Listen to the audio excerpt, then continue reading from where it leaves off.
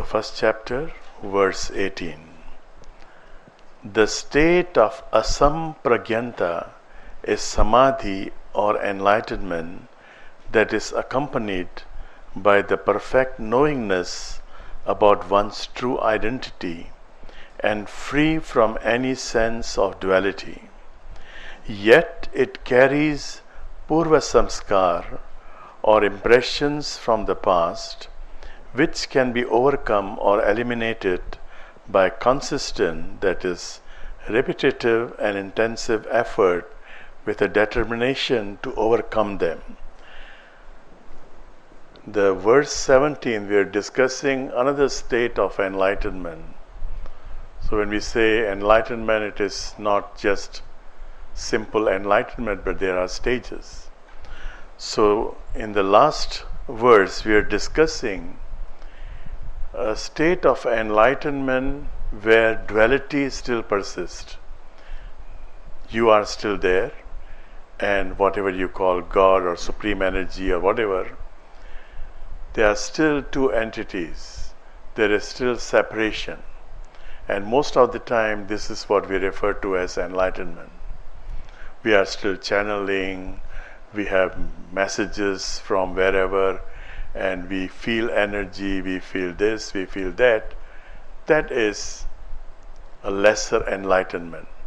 This verse is discussing a state of enlightenment which is accompanied by the perfect knowingness, not just knowledge.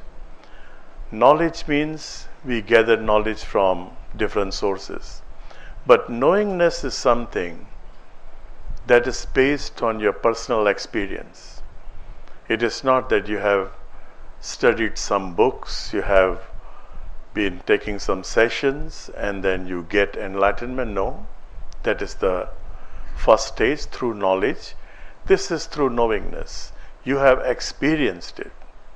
But even though you have experienced it, one's true identity, and free from any sense of duality, although you have gone beyond duality, yet it carries the impressions from the past. Whatever we have done in the past, if I have been on a wrong type of diet, of course the body, after enlightenment, the body is not going to be immediately healthy. You have gone through a wrong type of diet for tens of years, for 30, 40, 50 years of your lifetime, and then you feel you have been meditating for some time, everything is going to be all right. No. And this is true with your habits, true with everything, anything and everything. It's not just about the body, about the mental conditioning. We are used to certain mental conditionings, and now we are trying to decondition ourselves. But the previous conditionings will still bother us. They are not going to leave us just like that. Just because you are enlightened, so all conditionings gone in an instant. No. You will still have them, and they will still bother you. Some of the impact of those impressions will still be there.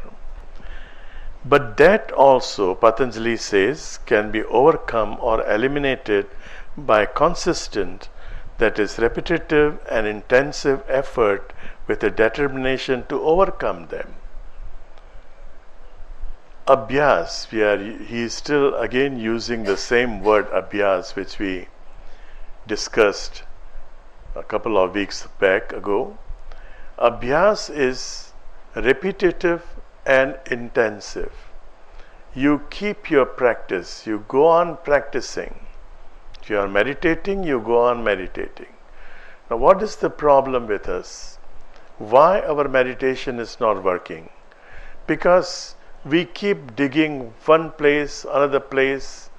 We do not dig in one place to get the water of life, the water of consciousness that we need. We dig one place, 5 meters, we don't get water, we dig another place. and then third place, and then fourth place. If you dig in one place 20 meters, you'll definitely get the water. This is just an analogy. We keep learning things. We feel by learning new things we are getting somewhere.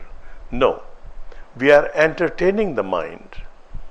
When you learned from 10 different masters, 20 different masters, they are all good, no problem, but it is not helping you. The mind is entertained. Today this master, today this method, tomorrow that method, and the mind is deluded into believing that something is happening. Nothing is happening. You are just entertaining your mind by different methods. It is just like eating different types of food every day, and although the food may not have any nutrition, but you are entertained, you feel all right because a different type of food. So this is not intensive and repetitive. Just take one meditation. Follow one master, follow one meditation. Of course you have to be careful. My master would always give the analogy, a very ancient analogy. In those days we used to buy vessels made by clay pot. So when you buy a clay pot, how to know whether the clay pot is leaking or not? You have to know the sound. So what do you call, you stuck it, yeah? You knock it, and then you are used to certain sound. If the sound is right, there is no leak. If the sound is not right, there is leakage. So you will take another pot.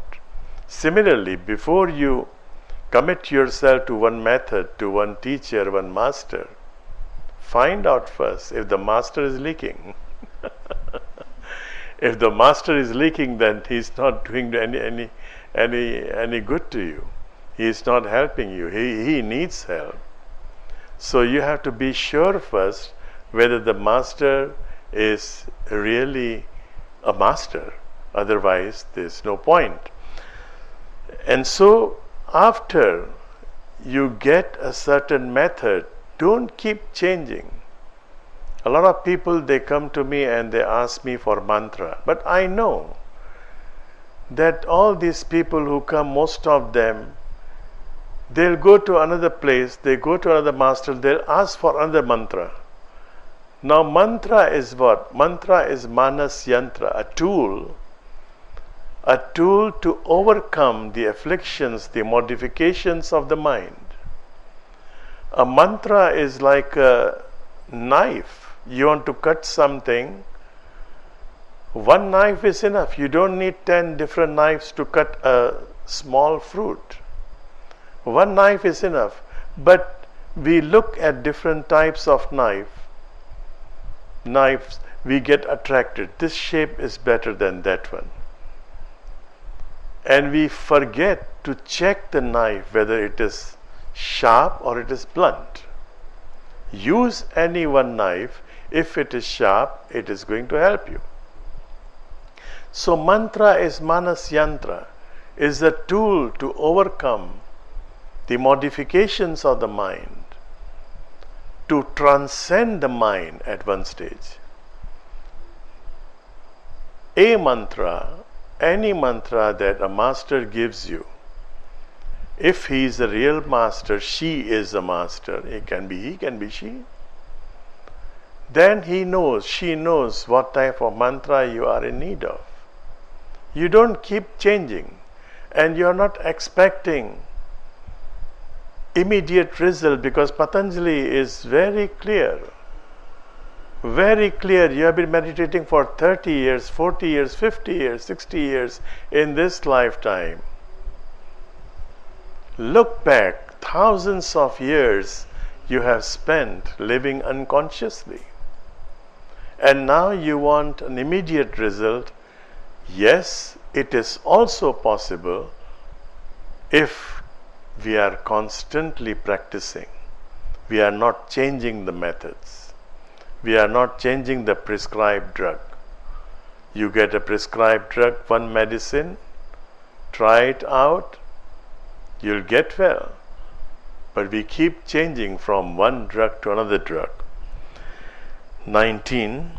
Having attained to the state of videha, or having dropped the physical body, and the elements which the physical body is made of, have already joined their respective principles in the nature or prakriti, a strong will to become again or to experience rebirth may still survive. Very important. Videha means without body. When we die, we are without body, without this physical body. That's it. We have been discussing this also several times. Everything else that you have now will still be there. Your mind will be there, your obsessions, your dreams, your hallucinations, your imaginations, your desires, your wants, your needs. All those things are still there. Emotions, all are there without the body, without the physical body. That's it. And this is what we call soul.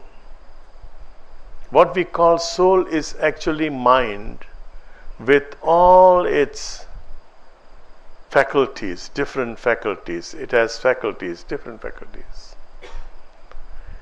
So this mind is out from the body, and the energy is carrying this mind, will take this mind to find another body. Meantime, there is little energy left with the body, and this will be there for some time. For some time. Now, for the mind that has left the body, which we call soul, it can still remain attached to the body that it has left if the connection is not severed, is not cut. And therefore the ancients, they did this manipulation. They cremated the body, they burned the body. Once the body is cremated, the soul is watching. Oh, my body is gone. And then the soul moves on, continues with its journey. If the body is decaying slowly, then a soul that is not aware of this process may still linger on, may still be hovering around the body. It is still expecting, maybe I can enter this body. And this can take a long time until the body is decayed totally, is decomposed totally. God forbid, if you die in the Himalayas, the body is not decaying that easy. It may take thousands of years. And there are souls in the Himalayas. Many people, they think they are ascended masters and this and that. No. They are souls attached to their body which have not decomposed. So when you go to the Himalayas, don't be fooled. There are ascended masters, and those ascended masters, you don't have to go to Himalaya to meet them. They can come to you. They have no problem with Bali. They have no problem with Europe, with Americas. They can be anywhere.